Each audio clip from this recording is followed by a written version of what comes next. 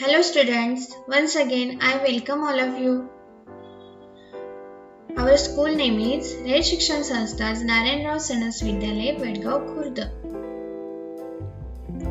In today's lesson, we are going to learn about our third chapter. The chapter name is Diversity in Living Things and Their Classification. And in that chapter, our subunit is Diversity in Plants. And this is your book. Look here, what is the diversity in plants? Diversity म्हणजे विविधता, वनस्पतींमधली विविधता. आपल्या अवतीभोवती in our surroundings आपण खूप सगळे plants पाहतो. There are various types of plants are found in many places around us. Some plants like grass are short while others are tall and have a canopy. Some plants grow underwater while some others float on water. We find that some plants grow even in deserts. Moreover, we find that there is a lot of variety in the same type of plant. For example, there are different varieties of rice or wheat, different types of roses and mangoes of different flavors. Some plants grow even without stems, leaves or roots. These are very different from ordinary plants. Let us study this diversity among plants. Look students, we see in our surroundings that आपण आपल्या अवतीभोवती अनेक plants पाहतो. मग त्या plants मध्ये आपल्याला विविधता जाणवते. काही प्लांट शॉर्ट असतात, काही टॉल असतात, काहींना कॅनॉपी असते, काही अंडर वॉटर असतात, पाण्यामध्ये वाढतात, काही पाण्याच्या वरती फ्लोट करतात. And we find some plants grows even in deserts. Deserts म्हणजे वाळवंट. काही प्लांट्स हे डेझर्ट्स मध्ये सुद्धा वाढतात. वाळवंटामध्ये सुद्धा काही प्लांट येतात. मग ही काय आहे तर ही व्हरायटी आहे. व्हरायटी म्हणजे विविधता. व्हरायटी आहे सेम टाइप ऑफ प्लांट्स. काही वनस्पतींमध्ये असणारी ही विविधता आहे. किंवा सेम प्लांट मध्ये आपल्याला व्हरायटी पाहायला मिळते. जसं की रोज प्लांट आहे. आपण अनेक टाइप्स पाहतो रोज प्लांट्सचे.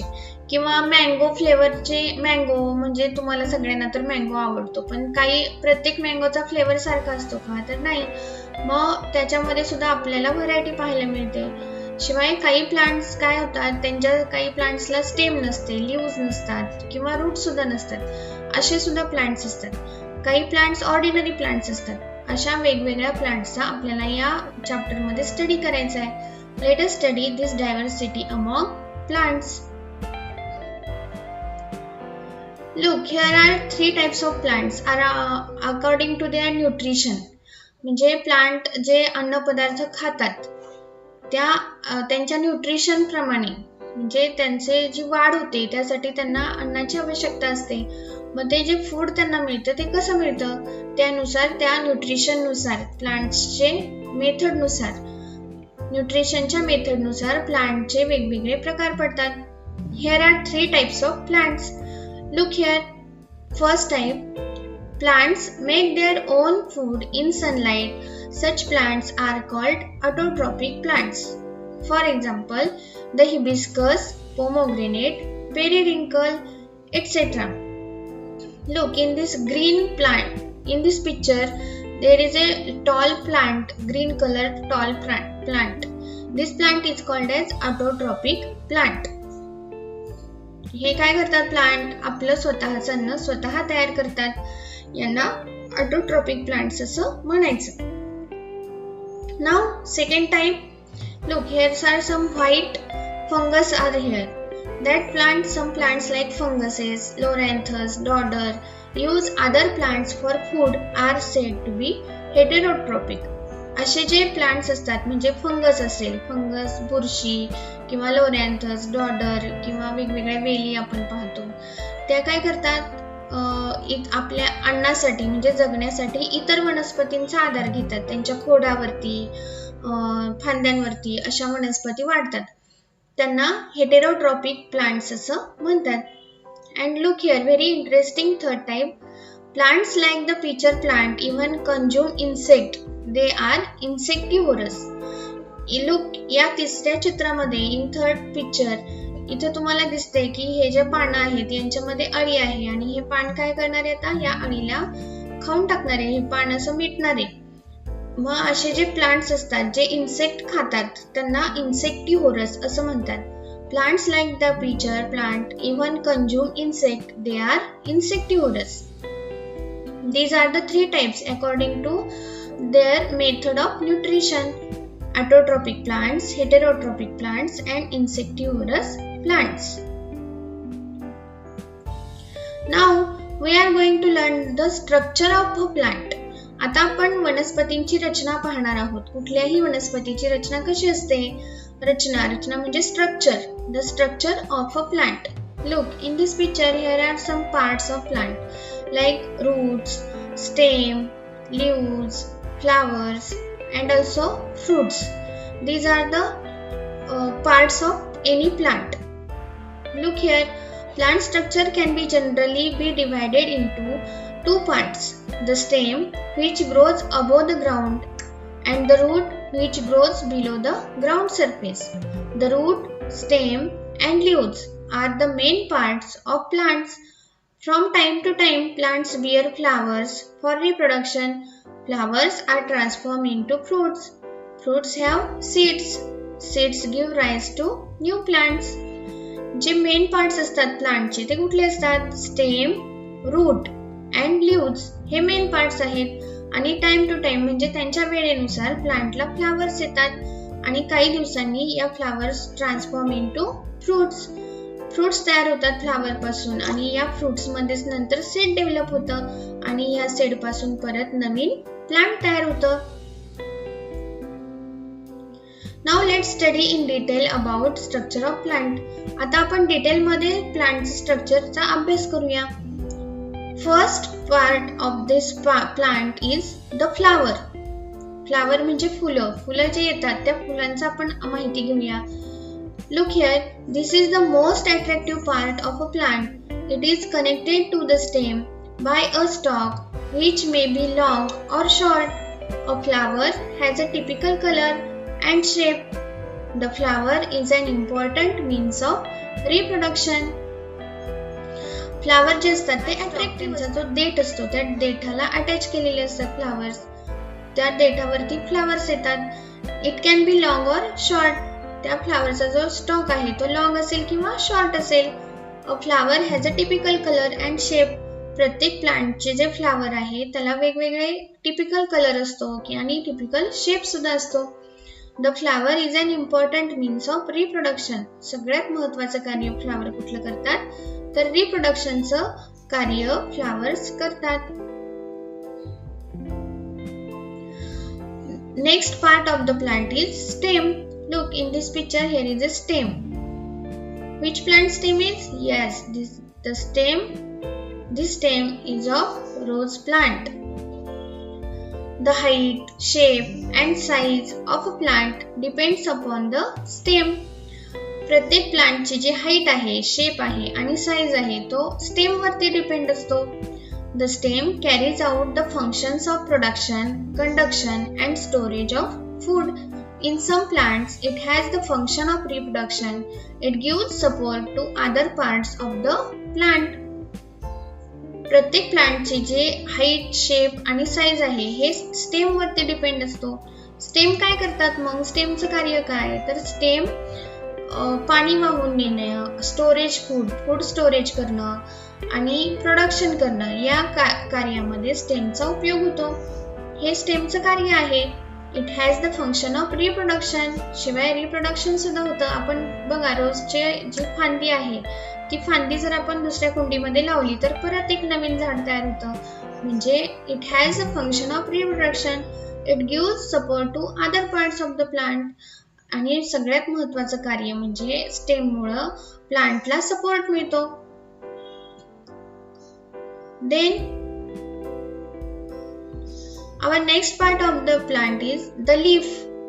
Leaf म्हणजे पान, right? Look, here are two pictures of leaf. The leaf is flat. Leaf कसं असतं? Flat असतं. It plays an important role in the production of food. अन्न तयार करण्याचं सगळ्यात महत्त्वाचं काम कोण करतात? Leaves करतात. Leaves are mainly of two types, simple and compound leaves. Look here, leaves चे दोन टाइप्स असतात. या पहिल्या पिक्चर मध्ये तुम्हाला दिसत असेल, in this picture here is a compound leaves and in second picture this is the simple leaves. Compound leaves जे आहे ते असं एकाच फांदीला असे भरपूर पानं असतात, याला म्हणायचं कंपाऊंड लीव्स. आणि एक सिंगल पान असतं त्याला म्हणायचं simple leaves.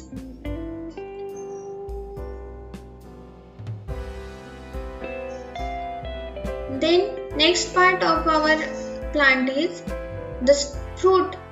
Fruits have different shapes. Fruits contain one or more seeds. The pods of beans and peas are actually fruits. प्रत्येक प्लांटचे फ्रुट्सला डिफरंट शेप असतो. फ्रुट्स कंटेन वन और मोर सीड. फ्रुट्स मध्ये कदाचित एकच बी असेल किंवा अनेक बिया असतात. The pods of beans and peas are actually fruits. आपण ज्या शेंगा पाहतो, वाटाण्याच्या शेंगा असतील किंवा आणखी दुसऱ्या भुईमुगाच्या शेंगा असतात. मग ह्या ज्या शेंगा आहेत, ग्राउंडनट पीज, ग्रीन पी, त्यांच्यामध्ये ते काय ते ऍक्च्युअली फ्रुट्स आहेत, प्लांटला येणारे फ्रुट्स आहेत. Then our last part of the plant is root. The roots hold the soil firmly and anchor the plant. The main function of the root are to absorb the transport water and nutrients from the soil. The roots of the carrot and radish also store food. There are two types of roots, taproot and fibrous root. Root म्हणजे झाडांची मुळं, प्लांटची मुळं. हे जे मुळं असतात यांचं कार्य काय, तर माती घट्ट धरून ठेवणे हे रूटचं मेन कार्य आहे. अँड अँकर द प्लांट, आणि झाडांना सपोर्ट करणं हे पण रूटचं महत्त्वाचं काम आहे. Also roots काय करतात, that roots are absorbed and transport water and nutrients from soil. Soil मध्ये जे वॉटर आहे आणि न्यूट्रिएंट्स असतात ते वरती झाडांपर्यंत पोहोचवणं हे रूटचं काम असतं. The roots of the carrot and radish also stored food. Carrot म्हणजे गाजर, रॅडिश म्हणजे मुळा. गाजर आणि मुळा यांचे जे रूट्स जर तुम्ही पाहिले असतील तर ते सुद्धा काय करतात, फूड स्टोअर करतात. There are two types of roots, taproot and fibrous root. Look in this picture. First picture, the root type is taproot, and in second picture, the root type is fibrous root. Taproot म्हणजे सोट मूळ, एकच मूळ येतं, एकच खाली मोठं मूळ असतं आणि त्याला थोडेसे असे साईडला रूट्स येतात, त्याला म्हणायचं सोट मूळ, टॅपरूट. आणि या सेकंड पिक्चर मध्ये तुम्ही पाहत असाल इकडे या ग्रीन पिक्चर मध्ये की इकडे हे जे आहेत भरपूर सगळे रूट्स आहेत दिसत आहेत इथे, याला म्हणतात fibrous root. So guys, this is our sub unit in chapter diversity in living things and their classification. In this chapter we learn about three types of plants according to their nutrition, that are autotrophic, heterotrophic and insectivorous. And then after we learn about structure of plant.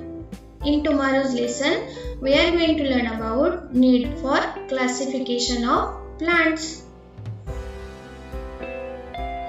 Now I given you some project work.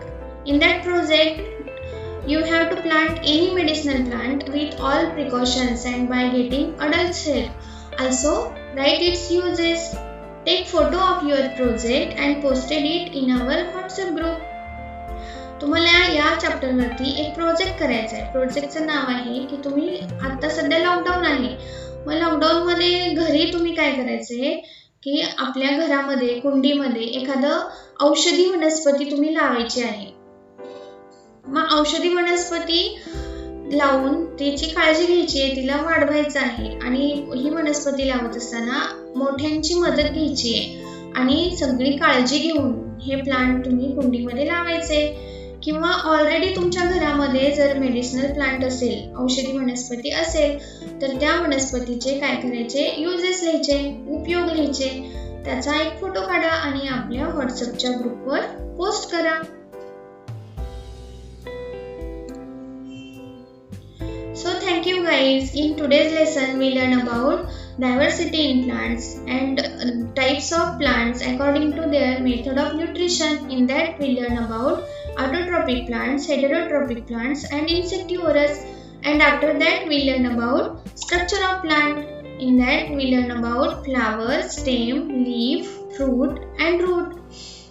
Then in that we learn about simple leaf and compound leaf, types of leaf and also types of roots, taproot and fibrous root. I think you should understand better this chapter. You can ask me in our WhatsApp group if you have any queries. Thank you guys. Also, admissions are started in our school. Come fast and get your admission. Fix your admission in our class, in our school.